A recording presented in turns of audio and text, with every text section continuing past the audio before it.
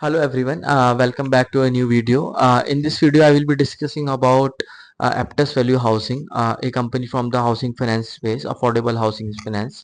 सो अगर ओवरऑल हम देखें कंपनी का business model, first company home loan से प्रोवाइड करती है, जिसमें जो प्रोडक्ट्स रहते हैं, माइक्रो लैप हो गया आपका, आपका होम परचेज करने के लिए जो लोन हो गया, ये सब प्रोवाइड करते हैं। जो 80% ऑफ द बुक है कंपनी का ऑलमोस्ट, और 20% अराउंड है ना small business loans company provide करती है। जो स्मॉल बिजनेस ओनर्स होते हैं उनको, कंपनी की पूरी बुक जो है वो सिक्योर्ड है। कंपनी एक छोटा सा जो बुक है वो इंश्योरेंस स्पेस में और है भी है।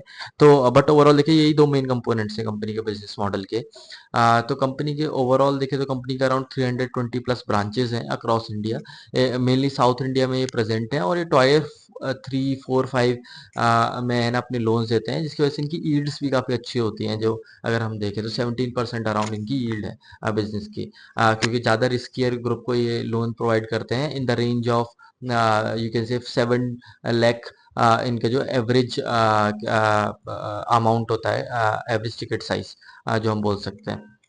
तो ये पूरा बिजनेस लोन है कंपनी का। अगर हम क्वार्टर टू के रिजल्ट्स के बारे में देखें कंपनी के, तो जो एयूएम ग्रोथ रहा कंपनी का वो 22% के अराउंड रहा कंपनी का। और डिस्बर्समेंट देखें तो 3% रहे कंपनी के। जीएनपी एनएनपी सब में स्लाइट इंप्रूवमेंट्स हमको देखने को मिले कंपनी के।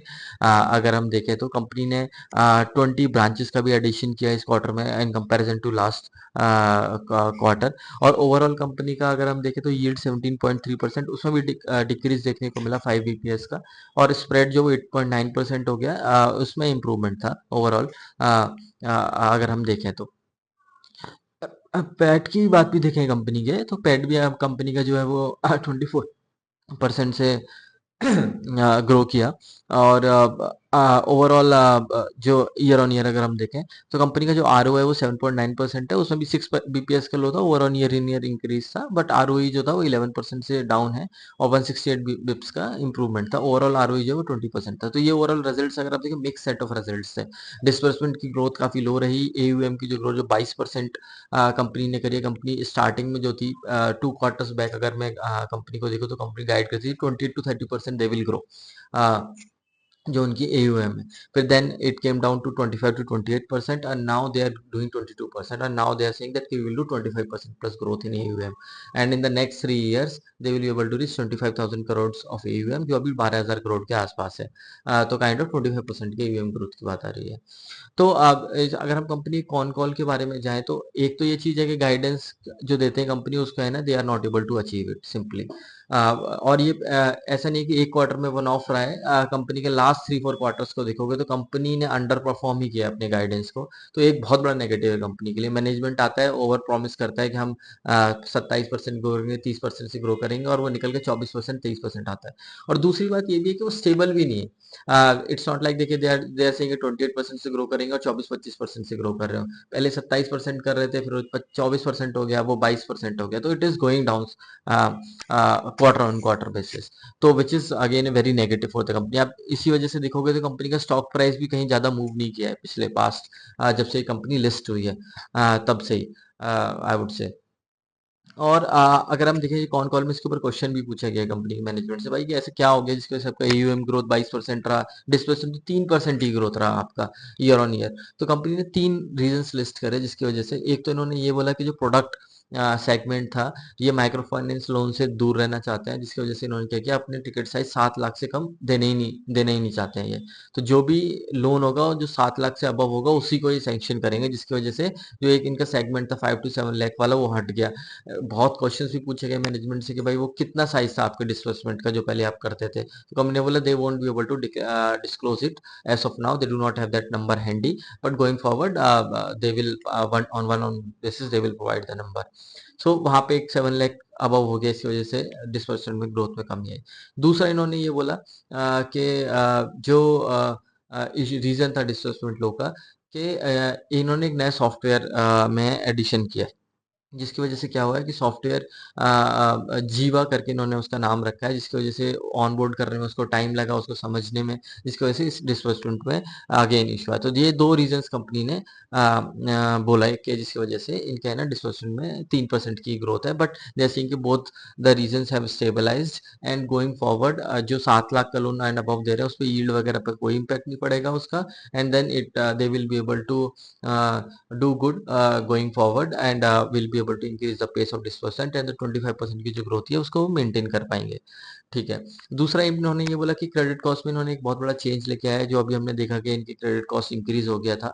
तो उसमें ये इन्होंने ये बोला कि पहले ये होता था कि ये 2 साल के तक सिर्फ 25% प्रोविजनिंग करके रखते थे, इसका लोन नहीं आता था, और उसके बाद उसको राइट ऑफ करते थे, क्रेडिट कॉस्ट में हो जाता था। अभी इन्होंने वो चेंज कर दिया है, उन्होंने बोला कि 500 डेज के बाद इंस्टेड ऑफ 365 into 2 जो हमारा बनता है 730, उसको ये बोल रहे हैं कि अब हमने 500 डेज के बाद इसको कम्प्लीटली राइट ऑफ कर देते हैं क्रेडिट कॉस्ट को। तो एज सच कोई नहीं हुआ है, बट इस पॉलिसी चेंज की वजह से इनका जो है क्रेडिट कॉस्ट इंक्रीज हो गया है। तो ये 2 इंपॉर्टेंट क्वेश्चन थे जिसके ऊपर है ना जो मेन क्वेश्चन थे जो रिवॉल्व कर रहे थे। कंपनी ये बोल रहे थे अपनी आरओई जो 20% है उसको मेंटेन करके रख पाएंगे, आरओए को भी मेंटेन करके रख पाएंगे, जो हायर टिकट साइज की तरफ ये जा रहे हैं उसका यील्ड पे कोई इम्पैक्ट नहीं पड़ेगा।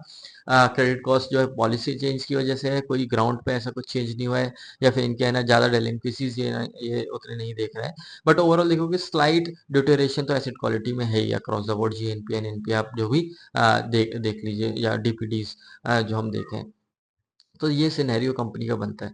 कंपनी के लिए बहुत बड़ा नेगेटिव तो यही है कि कंपनी आप अभी आप अफोर्डेबल हाउसिंग स्पेस में देखोगे तो India Shelter is number 1, Home First Finance is second, then Bajaj housing finance जो इससे बहुत काफी बड़ी एयूएम उनका 1 लाख करोड़ के करीब का, वो भी इनकी क्लोज ग्रो कर रहा है। तो doesn't generate interest, buying pressure आएगा किसी कंपनी के स्टॉक पे अगर जब है ना आप है ना 22% से ग्रो कर रहे हो, और एक कंपनी जो आपसे ऑलमोस्ट 10 टाइम्स बड़ी है वो भी आपके बराबर स्पीड से ग्रो कर रही है।